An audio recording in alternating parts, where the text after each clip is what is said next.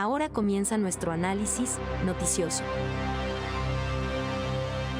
Bueno, licenciada, estamos viendo el ciclo económico que está comenzando estamos comenzando a ver los cambios, ¿verdad?, a nivel económico, y vemos como noticia que ya se ve que el consumidor y los comerciantes están vislumbrando que la economía y sus negocios van a comenzar a tener decrecimiento o decrecimiento en sus ingresos. Esto lo que quiere decir es, amigos, que el aumento en la inflación, el aumento en los intereses, el aumento en el gas, la gasolina, los alimentos, está haciendo que ya muchos de los comerciantes empiecen a tomar decisiones a futuro.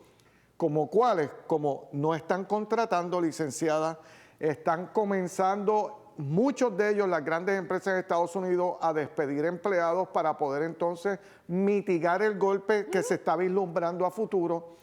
Y esto son las tendencias, obviamente, que tienen que comenzar a tomar los empresarios y todos nosotros a nivel, ¿verdad?, personal, para que cuando llegue el momento, la economía todavía está sólida, gente. Es importante decir que la economía está sólida, pero tenemos que ir haciendo nuestros ajustes para que cuando llegue el momento de la recesión, nosotros poder tener nuestras finanzas ajustadas para poder pasar entonces el Niágara en bicicleta.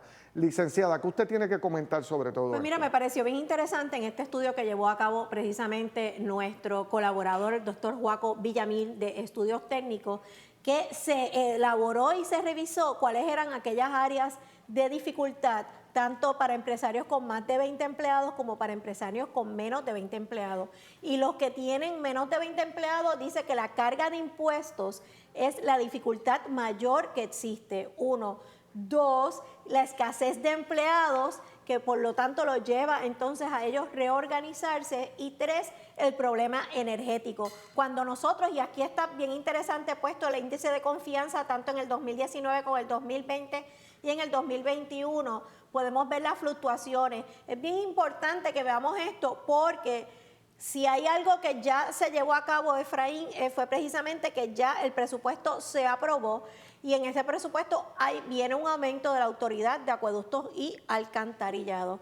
Mira la diferencia en términos de la confianza empresarial y si observamos, estamos bien bajitos ahora en el 2022, mucho más bajo que, bueno, quizás no tanto como en el 2019 y el 2020, pero sí vemos una situación actual que nos da duro, sí, a todos en el bolsillo. Nos da a todos en el bolsillo y yo lo que estoy viendo que obviamente nosotros en este programa hemos sido pioneros de ir hablando desde hace mucho tiempo la situación que se avecinaba y ya estamos viendo, ¿verdad?, que los economistas del país están comenzando entonces a traer estudios sobre cómo está el comportamiento de los consumidores a la misma vez que el comportamiento de los empresarios. Esto fue en la Cámara de Comercio este fin de semana pasado, licenciada. Yo sé que van a salir algunas otras noticias. Qué bueno. Aquí vemos otra gráfica, licenciada, donde vemos que noviembre del 2022,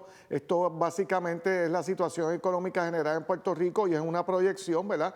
Y vemos que el 36% ve que va a estar mejor, el 22% no lo ve, ¿verdad?, para noviembre que va a estar mejor. Cuando miramos que se va a quedar igual, vemos que el 45.5% lo ve que va a mejorar y que va a empeorar 49.1%. Y el peor, pues vemos que el 32.5% lo ve como peor, ¿verdad? ¿Y tú sabes por qué? Y 22.1% como mejor. Y yo creo que ese porcentaje que lo está viendo peor está con el oído bien puesto en tierra, porque con la inflación, con los cambios que han habido en términos energéticos, de hecho, el principal problema para empresas con más de 20 empleados, para ellos es el problema energético, porque mientras más empleados, más gastos hay. Es el hecho de que con la guerra, Efraín, que hay en estos momentos, hay una gran incertidumbre y además de todo eso, en Estados Unidos va a haber cambios en términos de gobernanza a nivel puede ser de nivel de Cámara y Senado. Esto trae también consecuencias y estamos viendo que se están llevando a cabo precisamente las vistas acerca de del nefasto enero 6. Licenciada, y el próximo tema que traemos es, y lo traemos siempre porque obviamente yo estoy en esa industria, y usted también, licenciada, porque usted también hace hipotecas a nivel notarial. Y es importante mencionar que en Estados Unidos aquí no hay estadísticas, estuvo entrando a OSIF, no hay estadísticas de cómo va, no hay estadísticas de cómo va el mercado de originaciones hipotecarias al primer trimestre. Ahora, en Estados Unidos salen todas las semanas estadísticas y cuando comparamos esta semana con el año pasado, a un 75% por debajo, una caída esta semana de un 6% en lo que son solicitudes. ¿Qué es lo que les queremos decir con esto? En Estados Unidos ha seguido aumentando el precio de las compras de propiedades y de las propiedades, ¿verdad? El precio ha aumentado porque tenemos una gran inflación, pero las personas que están llegando a solicitar financiamiento son mucho menos. ¿Por qué? Porque las tasas de interés son muy altas y sobre todo los valores a los que se están vendiendo las propiedades no son valores reales. ¿Qué es lo que ocurre? Cuando nosotros estamos hablando ya de una recesión, ¿qué es lo que ocurre en las recesiones? Y yo entiendo que todos nosotros nos deberemos de recordar de la recesión, aunque nosotros hemos estado en recesión por mucho tiempo, pero cuando empezó la recesión con relación al subprime en Estados Unidos, la pérdida de empleos que hubo causa por consiguiente que la delincuencia de los préstamos aumente y también la reposición de propiedades.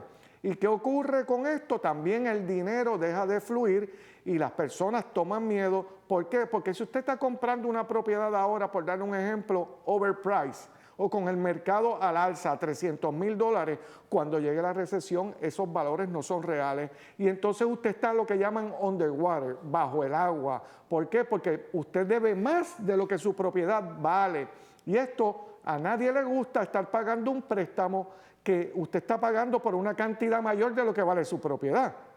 Y vimos que cuando sucedió la esto parte aquí, difícil es que ni siquiera vas a poder vender la propiedad. Sí, aquí vemos, licenciada, en Estados Unidos que tenemos gráficas constantemente. Los aumentos en los precios a nivel del índice, ¿verdad? Y el índice nacional del precio de las ciudades. Contra las ciudades. Y está parejo. Está parejo. La ciudad eso es el violeta y el nacional es el color verde. Licenciada, algo que yo veo es que nosotros hablamos de lo que es single family, pero nosotros no hablamos de lo que son second home, nosotros no hablamos de lo que son propiedades industriales, no hablamos de lo que son propiedades comerciales.